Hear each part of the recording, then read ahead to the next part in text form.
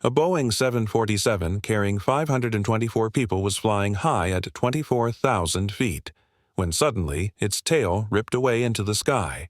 The flight crew no longer had control, no proper direction, and inside the cabin there was no oxygen and no air pressure left. But here's the shocking part. Despite all of this, the pilots still managed to keep the plane flying for the next 45 minutes. How did they do it? This is the story of human courage, an engineering failure, and a flight that was left completely uncontrollable. That flight was Japan Air 123. Welcome once again to another video. On August 12, 1985, a Japan Airlines Boeing 747 was parked at Tokyo's Haneda Airport with boarding passengers. Within just 1 hour, it was scheduled to take off again for Osaka. Thousands of people travel daily between Tokyo and Osaka, but today was extra busy. Why? Because it was the Japanese holiday season, Obon, and families were rushing to their hometowns. After cleaning was finished, Japan Air 123 welcomed 509 passengers and 15 crew members on board. For the crew, it was supposed to be a routine flight, but the passengers had no idea that the aircraft they were about to board had been hiding a deadly weakness for years, a terrifying problem that not even the pilots or the flight engineer knew about. Because of the tight schedule, this particular Boeing 747 was flying its 6th flight of the day. Now, let's meet the cockpit crew. Leading the flight was Captain Masami Takahama, 49 years old, with a massive 12,000 hours of experience. Alongside him was First Officer Yutaka Sasaki, 39 years old, who was already in the process of being promoted to captain. In fact, this flight was considered very important for his promotion. He had about 3,900 hours of flying experience. The third member in the cockpit was Flight Engineer Hiroshi Fukuda, aged 46. His duty was to sit behind the pilots and monitor all the technical systems of the plane. Looking at their combined skill, it felt safe to say that the lives of 509 passengers were in very capable hands. But here's the question. Was the aircraft itself just as capable? That would soon be revealed. At 6:04 p.m., the doors of Japan Air 123 were shut, and the pilots began taxiing the giant plane towards runway 15L. The trip from Tokyo to Osaka was supposed to be a short one, just 1 hour and 12 minutes. In fact, by the time the plane would reach its cruising altitude of 24,000 feet, it would already be preparing to descend. The weather over Tokyo was clear, but across Japan, thunderstorms had started forming. Because of this, the pilots were instructed not to take the direct route to Osaka, but instead fly over the ocean. Now, Japan Air 123 was standing at runway 15L, fully ready for takeoff. At exactly 6:12 p.m., the control tower gave clearance and the pilot pushed the thrust levers forward. With full power, the massive Boeing 747 lifted into the sky. Up until this moment, everything had been completely normal. But just 12 minutes after takeoff, while flying over Sagami Bay, a mysterious, powerful noise suddenly shook the aircraft. At the same moment, at the very rear, the tail section ripped open. The passengers, who had only moments ago been excited about going home, suddenly found their joy turning into pure fear. With the rupture, a deafening roar filled the cabin, and loose objects were sucked toward the gaping hole. Everything happened so fast that no one could even figure out what had just occurred. The sound was so loud that even the pilots inside the cockpit could hear it. On the cockpit voice recorder, the strange noise was clearly captured. Now, it's important to understand something. As a plane climbs higher, the air outside becomes thinner and oxygen levels drop. To balance this, aircraft cabins are filled with artificial air pressure, close to the same as at ground level. This means that at 24,000 feet, outside air pressure is much lower, while inside the cabin, pressure remains higher. This difference constantly pushes outward against the cabin walls. Planes are designed to stay airtight so that the pressure inside does not leak. But if even a small part of the fuselage becomes weak, the pressure will force it open, tearing a hole in the aircraft. When this happens, cabin pressure is lost. Passengers feel sick, and due to less oxygen, breathing becomes difficult. This is exactly what had happened aboard Japan Air 123. But at this point, both pilots still had no idea. In fact, on the voice recorder, they were heard guessing. At one moment, they thought it might be the landing gear doors breaking, and at another, they suspected the sound was coming from one of the engines. But the reality was far worse. The very rear section of the fuselage had torn apart, and with it, the aircraft's rudder was completely ripped away. And without the rudder, mounted on the tail, the plane could no longer be steered in a normal way. The plane was now slipping out of control.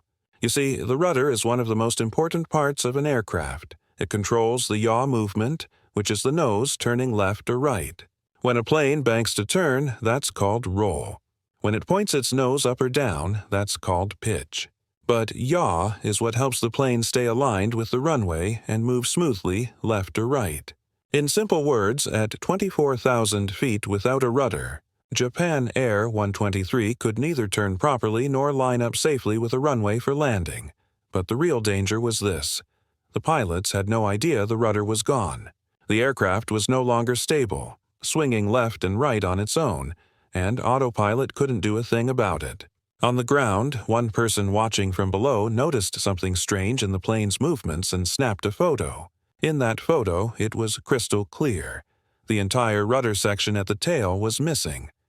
Inside, the passengers heard an announcement from the cabin crew, urging them to stay seated and fasten their seat belts. Meanwhile, in the cockpit, the captain realized something was terribly wrong. His first move was to set the transponder to frequency 7700, the universal distress signal. This meant every control tower nearby would instantly know that Japan Air 123 was in a full emergency. The captain then decided to turn back to Tokyo and attempt an emergency landing. He contacted air traffic control, explained the situation, and requested permission to return. The tower immediately cleared him to make a 90-degree turn toward Tokyo. First Officer Sasaki, sitting at the controls, tried to roll the plane gently to the right at a 40-degree angle. But the aircraft didn't stop at 40. It tilted even more dangerously. The captain shouted at him to reduce the bank angle, but nothing worked. Sasaki kept trying, but the plane simply refused to respond. Then the flight engineer spoke up with alarming news. The hydraulic pressure was dropping rapidly. Within moments, it hit 0. This was the moment when all 3 cockpit crew members understood the truth. The plane was completely out of their control. For those who don't know, all the main controls of an aircraft, the ailerons for roll, elevators for pitch, flaps for slowing down, are impossible to move by hand during flight, especially with winds of 1,000 km/h rushing past the plane. That's why they are powered by hydraulic pressure. But when the tail of Japan Air 123 tore apart, it also destroyed several hydraulic pipes. With no hydraulic fluid left, every control in the cockpit became useless, mere decoration. At 24,000 feet, the aircraft was now facing multiple disasters at once. Cabin pressure was gone. Oxygen masks dropped down. Hydraulics had failed, leaving the plane without controls.